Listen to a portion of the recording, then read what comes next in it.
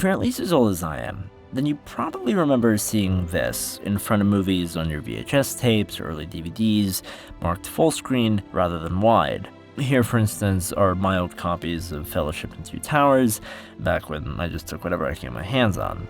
Now, at the time, when a lot of home televisions were still predominantly 4:3 and on average much smaller than they are today, slipping in a widescreen disc would just make the image that much smaller, whereas a full-screen copy would get zoomed in to fill the screen.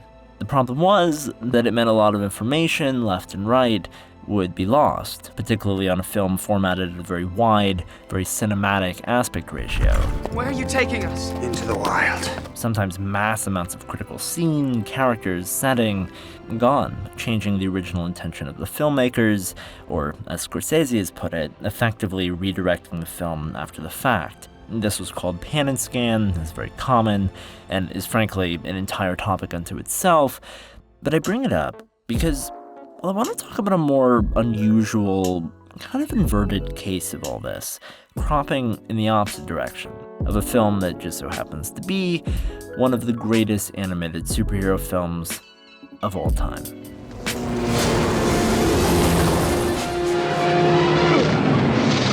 Freeze! That's a scene from Batman Mask of the Phantasm, a Batman animated feature that was made in 1993, and Roger and I never reviewed it, and as far as I'm concerned, we made a big mistake because it's terrific. So, in 1992, Batman the Animated Series would become an overnight sensation. The show, the aesthetic, the voices would yield the de facto version of Batman animation for years. It made sense then that Warner Brothers would order a feature-length, made-for-video picture to capitalize on that success.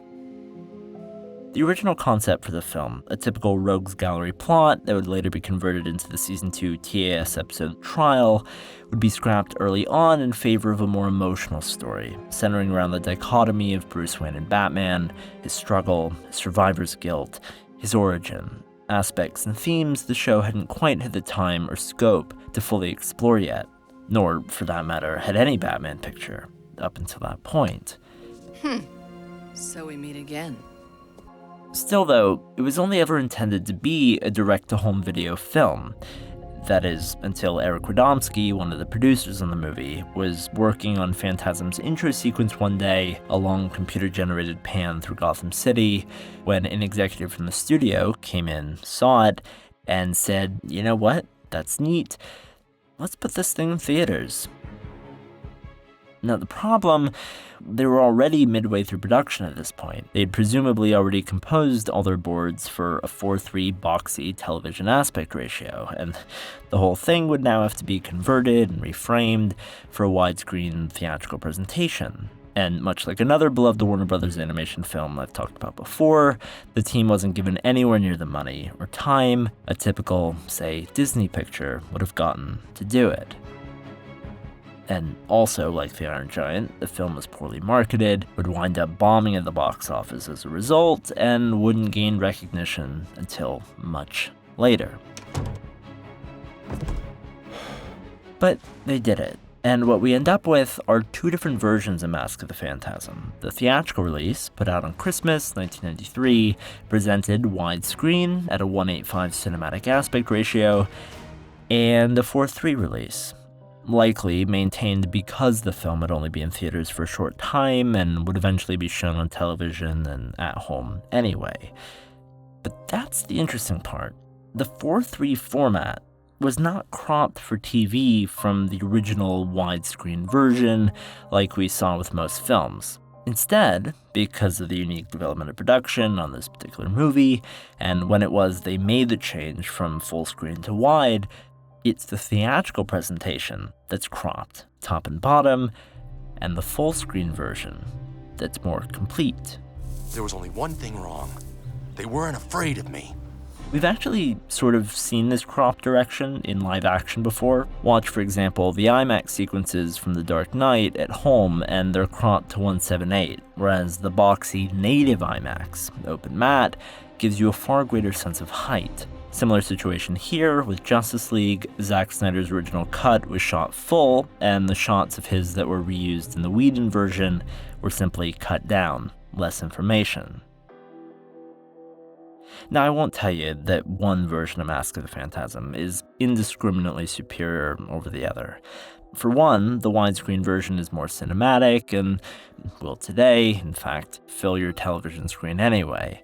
It also helps it stand out from the original show, but most of all, if you look close enough, you'll notice that the widescreen cut, which isn't terribly wide to begin with, actually contains slightly more information on the sides. Not as much as the full-screen version has over it top and bottom, but enough where the amount of information that's lost by zooming into the image becomes less significant. I found very few instances going through each cut side by side where vital elements in the frame were lost entirely, unlike what you would get with pan and scan conversions of Academy widescreen films. Still, if you want the greatest amount of frame, or just a different experience of the movie, try watching the 4:3 version. This is a story deserving of every inch of animation it can get. The animated series was a beautiful show for it, and Mask of the Phantasm is a beautiful movie for it, gorgeously illustrated in a way we just don't see since the move away from cell animation in Batman films after 1998.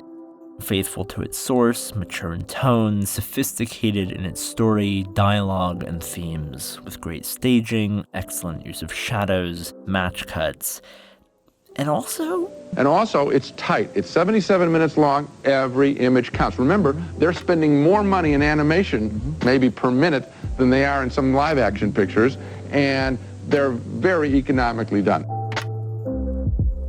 You know, I think that the day is coming, and it's also happening with the Disney pictures, when adults are realizing that animation is not limited to an entertainment form for children, and that animation can do some things live action can't do. For example, the sets of the city in this movie are seen more clearly than they are in the live action movies, where they get kind of murky. The exaggeration of the effects and of the camera angles can be stretched, and perspective can be played with in a way that isn't available in the real world. And then also here, it's interesting that they really did have a story, more of a story than the movies. And the characters, and they pause, and they think, and they have feelings and motivations, and you get involved in it.